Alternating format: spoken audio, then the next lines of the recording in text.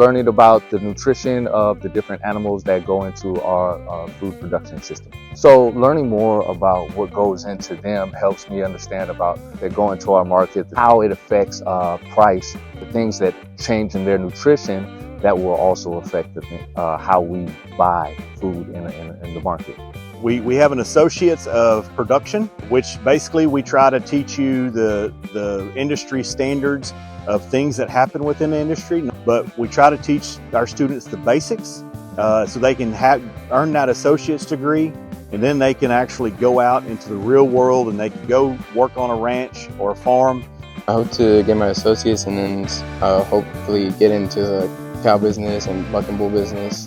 It definitely I would say open your eyes to how much process actually goes through, instead of just being oh, they feed the cow.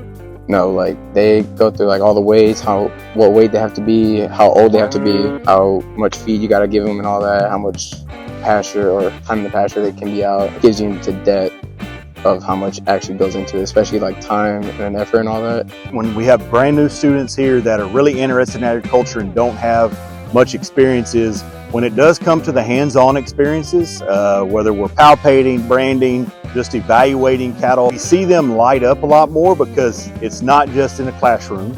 And people love being outside, especially on a gorgeous day like this. You get out in the pasture and the pens and evaluate our livestock here.